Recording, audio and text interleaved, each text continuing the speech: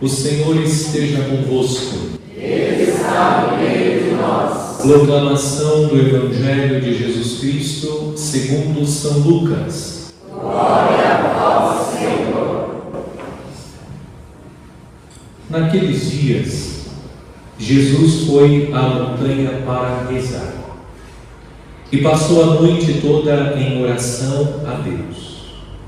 Ao amanhecer, chamou os seus discípulos e escolheu 12 dentre eles, aos quais deu o nome de apóstolos: Simão, a quem pôs o nome de Pedro, e seu irmão André, Tiago e João, Filipe e Bartolomeu, Mateus e Tomé, Tiago, filho de Alfeu, e Simão, chamado Zelota, Judas, filho de Tiago, e Judas Iscariotes, aquele que se tornou traidor.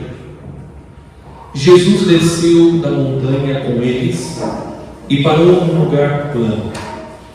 Ali estavam muitos dos seus discípulos e grande multidão de gente de toda a Judéia e de Jerusalém, do litoral de Tiro e Sidom. Vieram para ouvir Jesus e serem curados de suas doenças. E aqueles que estavam atormentados por espíritos maus também foram curados. A multidão toda procurava tocar em Jesus, porque uma força saía dele e curava a todos. Palavra da salvação. Glória a vós, Senhor.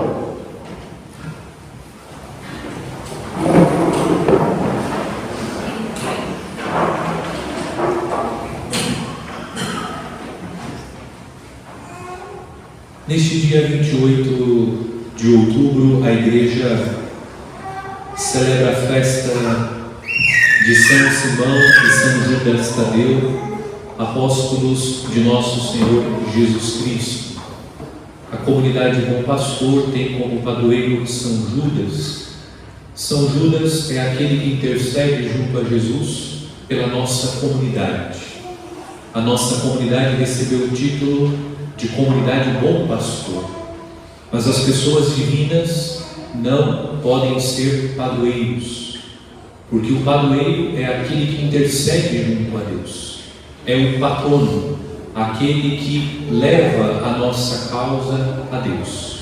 O advogado é o patrono, junto ao juiz, o advogado, ele luta pelos direitos do seu cliente.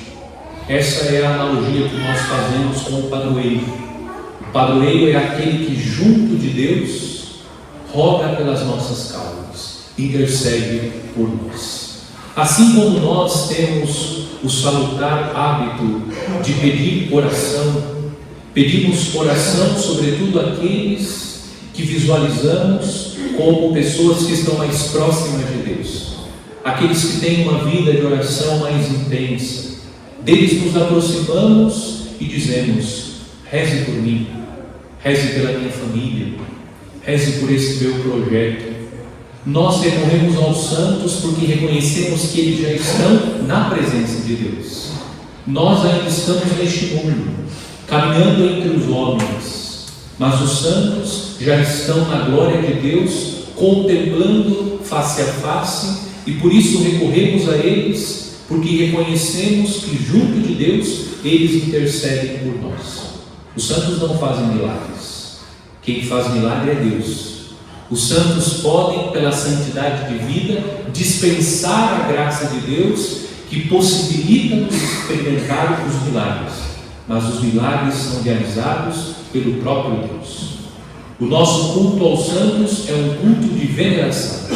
Nós reconhecemos as virtudes, reconhecemos que o santo é um exemplo que nos inspira a viver fielmente o Evangelho de Nosso Senhor. O texto do Evangelho que nós ouvimos, proposto para a festa de São Simão e São Judas, descreve a escolha dos 12 dentre os discípulos de Nosso Senhor. É importante enfatizar que Jesus tinha muitos discípulos. Nós acompanhamos pela leitura do Evangelho Jesus sendo acompanhado por uma multidão, Jesus sendo acompanhado por muitos discípulos. No entanto, entre os seus discípulos, dentre eles, Jesus escolheu 12 para chamá-los de apóstolos. Aqui nós identificamos que Jesus escolhe dentre eles, os seus discípulos, 12 para uma missão específica. Existe uma missão que Cristo confiou aos apóstolos. Aquilo que Jesus fez com os 12, Jesus faz com cada um de nós. Todos nós somos discípulos de Cristo. Nós recebemos a dignidade de filhos de Deus, somos acolhidos pelo Senhor como filhos. Nós recebemos Cristo como nosso mestre, que nos ensina. Por isso somos seus discípulos. E dentre os discípulos de Cristo, cada um de nós é chamado para uma missão específica. É interessante observar, a igreja poderia celebrar a festa dos apóstolos. Numa única festa, a igreja iria celebrar os 12 apóstolos. Mas observemos que durante o ano nós vamos fazendo memória dos apóstolos. Hoje nós estamos fazendo memória de 2, em outro momento nós celebramos São Mateus, depois São Bartolomeu. Nós vamos celebrando durante o ano a memória dos apóstolos. Às vezes aparece 2, como é a liturgia de hoje, às vezes aparece um único apóstolo. Por que a igreja não celebra numa única festa todos os apóstolos e ponto final? Porque a igreja, na sua sabedoria, está indicando que a celebração individual ou em dupla dos apóstolos ensina que cada um dos apóstolos tem uma missão singular na obra de Cristo, que cada um deles tem uma missão especial dentro da missão da igreja. Isso não é algo singular aos apóstolos. Nós também somos chamados a participar da missão de Cristo. Somos discípulos de Cristo, mas cada um de nós também foi chamado e continua sendo chamado por Cristo Jesus para uma missão específica. Celebrar separadamente os apóstolos ensina que cada um dos apóstolos tem a sua importância na igreja, tem a sua importância na missão de nosso Senhor. Portanto, cada um de nós é importante na igreja. Cada um de nós é importante na missão de Cristo. Existe uma missão que Cristo colocou em suas mãos, que Cristo não colocou nas minhas mãos. Vou repetir. Existe uma missão que Cristo colocou nas suas mãos e não colocou nas minhas mãos. Existe uma missão que Cristo colocou nas minhas mãos e que não colocou nas suas mãos. Você é único, você é singular, você é peculiar. A sua missão é a sua missão.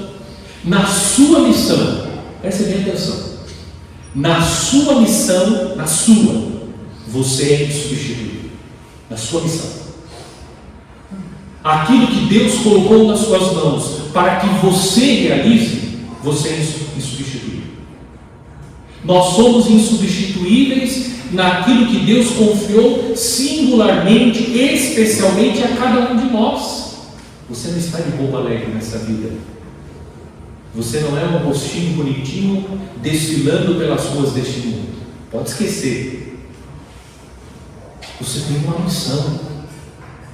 E uma missão que Cristo colocou nas suas mãos, não colocou nas mãos de mais ninguém. É claro que a missão de cada um de nós coopera para a grande missão que é a missão de Cristo. Observemos que o texto da primeira leitura da carta de São Paulo aos Efésios, São Paulo nos ensina, ele diz que nós somos da família de Deus. A minha missão, a missão que Deus colocou em minhas mãos, eu a realizo, e essa missão ela é intransferível, mas eu realizo a minha missão em comunhão com os irmãos. Nós fazemos parte de um corpo, a linguagem de São Paulo. Nós fazemos parte de um corpo, mas a missão de cada um é a missão de cada um. Portanto, hoje, à luz do Evangelho, nós precisamos pensar se nós já compreendemos qual é a nossa missão. Eu insisto, nós não estamos nessa vida de roupa alegre. Nós não somos fruto do acaso. Mesmo que o nosso nascimento tenha ocorrido num contexto de irresponsabilidade do pai e da mãe, mesmo que tudo isso tenha acontecido, a vida é um dom de Deus. E quando Deus concedeu a cada um de nós a vida, Deus também colocou em nossas mãos uma missão que ninguém vai realizar, que somos nós, cada um de nós, singularmente, peculiarmente, individualmente vamos realizar. E a felicidade que nós tanto buscamos está no cumprimento da nossa missão. Quando que nós somos realmente felizes nessa vida? É possível ser feliz nessa vida? É possível. Mas nós somos felizes quando nós compreendemos a nossa missão e cumprimos a missão. É necessário que nós tomemos consciência que temos uma missão e procuremos compreender qual é a minha missão, porque você é insubstituível na sua missão. E sabe a beleza de tudo isso que eu estou dizendo? Eu já disse que algumas vezes vou repetir: Deus não precisa de mão de obra barata.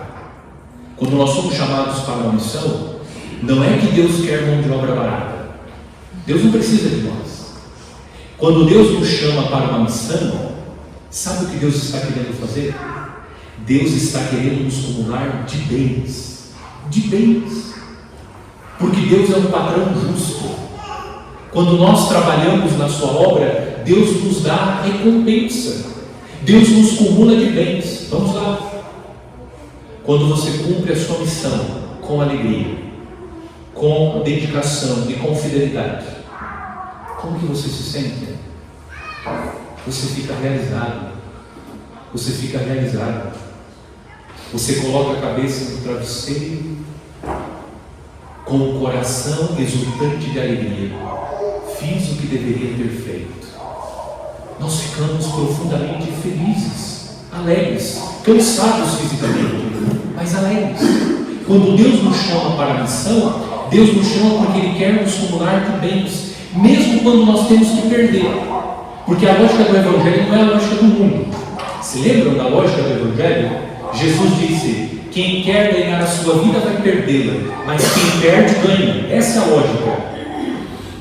O último será o primeiro será o último. Veja que a lógica do Evangelho, a lógica do reino de Deus, não tem sentido segundo a lógica do mundo. Para que nós possamos viver a nossa missão, em algum momento nós vamos precisar perder. Mas perder no Evangelho é sinônimo de ganhar. Nós somos cumulados de bens. Existe uma alegria na nossa alma que é indescritível, porque nós cumprimos a nossa missão, porque nós entendemos a nossa missão. Você já entendeu qual é a sua missão? Ou você está vivendo como um bobo alegre nesse mundo?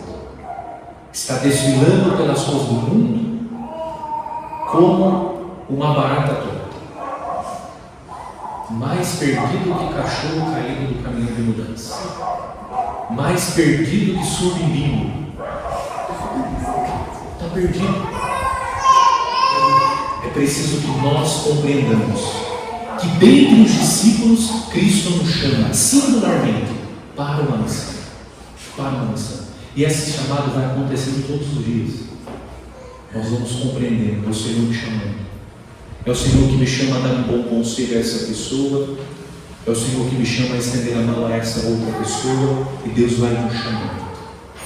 Vamos pedir a São Judas, a São Simão, a graça de compreender a nossa missão. O que Deus quer, o que o Senhor deseja. O Senhor me chama para qual missão? Qual é a missão que Deus colocou em minhas mãos? Deus colocou uma missão nas mãos de São Judas. E ele não ficou reticente quando precisou oferecer a sua vida. Por que ele está com um machado na mão? Porque ele carpinava. Não. Porque ele foi decapitado. Sua cabeça foi cortada. Tudo isso ele fez com alegria. Ofereceu a sua vida. E oferecendo a vida, perdendo a vida, ele ganhou a vida eterna. E hoje está junto de Deus, intercedendo por nós. Qual é a sua missão? A sua missão não é ganhar dinheiro nesse mundo, ainda que isso possa acontecer. A sua missão não é construir um patrimônio, ainda que isso possa acontecer. A sua missão não é se casar, ainda que isso possa acontecer. Existe uma missão superior a tudo isso. A minha missão não é ser padre, é mais do que isso. Há uma missão muito mais do que isso. Isso é a vocação. Mas a partir da vocação, qual é a minha missão? Qual é a minha missão? Peçamos a Deus essa graça de compreender e viver a nossa missão.